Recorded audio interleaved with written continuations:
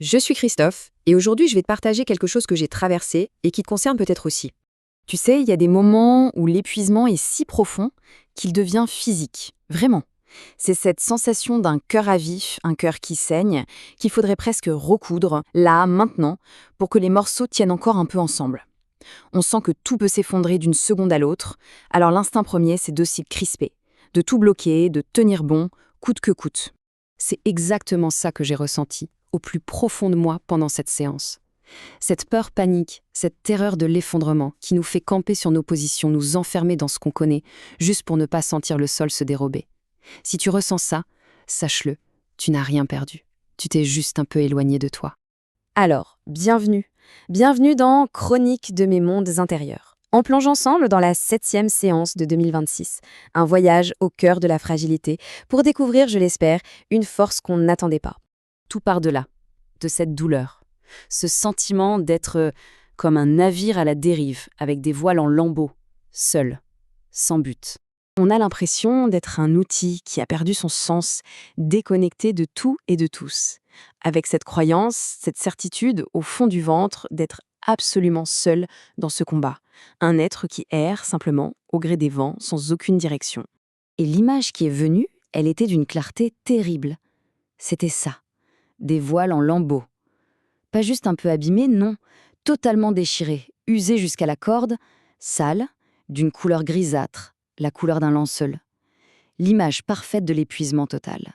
Et c'est là, au plus creux du désespoir, qu'une aide se présente, sauf qu'elle a une apparence trompeuse.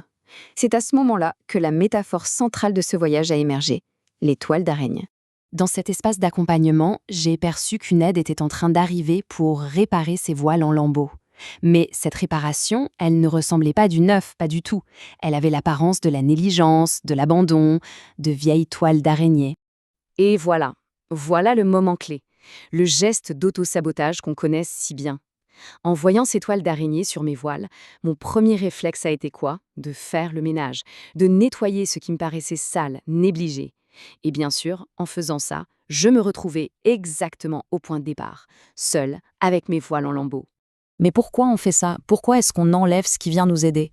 Eh bien, parce qu'on a ce besoin viscéral d'être présentable, de cacher ce qui semble imparfait, en désordre, pour échapper à la critique, au jugement des autres, et soyons honnêtes, surtout aux nôtres. Et c'est là que tout bascule, le moment où la véritable nature de ces toiles d'araignée m'a été révélée. Et ça a tout changé. Ça a complètement transformé ma perception de ma propre fragilité. Ce que je prenais pour de la saleté, pour de la négligence, ce n'était rien de tout ça. C'étaient des fils d'amour, tissés directement depuis la source. Des fils aussi résistants et aussi souples que de la soie. Ils n'étaient pas là pour salir, non. Ils étaient là pour servir d'agrafe, pour rassembler les deux parties de mon cœur déchiré et lui permettre enfin de pouvoir cicatriser. Et la métaphore est allée encore plus loin. Ces fils, ces soi-disant faiblesses que j'essayais de cacher à tout prix, en réalité, ils formaient un cocon, un espèce de protection, de soin, pour que la métamorphose puisse se faire en toute sécurité. Ce temps suspendu où la vie semble disparaître pour mieux renaître. Alors ça amène une question pour toi, là, maintenant, cette chose que tu perçois comme une faiblesse, comme un défaut à cacher, à nettoyer. Et si c'était en réalité un cadeau, le cocon que la vie est en train de tisser autour de toi pour te permettre de devenir qui tu es vraiment. La dernière partie de ce voyage intérieur, c'est ce qui se passe après la métamorphose. Parce que la guérison, ce n'est pas une fin en soi. C'est le début d'autre chose. C'est devenir une source de joie et de beauté pour le monde. Prendre son envol en tant que papillon, ce n'est pas juste une victoire personnelle. C'est un acte qui, par sa simple présence, par sa simple existence, réenchante un peu le monde pour ceux qui le regardent. C'est aussi simple et aussi puissant que ça. Le simple fait de vivre pleinement qui l'on est, sans se juger, sans se cacher, ce vol léger, coloré, après toute la pénombre du cocon, eh bien ça devient un cadeau. Sa seule présence devient une raison de s'émerveiller.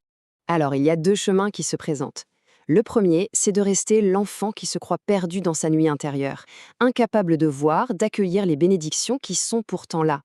Et puis, il y a le second, celui où ces bénédictions sont enfin accueillies. Et là, elles débordent, elles se déversent et elles laissent une trace brillante, une piste aux étoiles. C'est le chemin où on devient la vie qui déverse la vie. Et c'est ça, le cadeau, notre cadeau.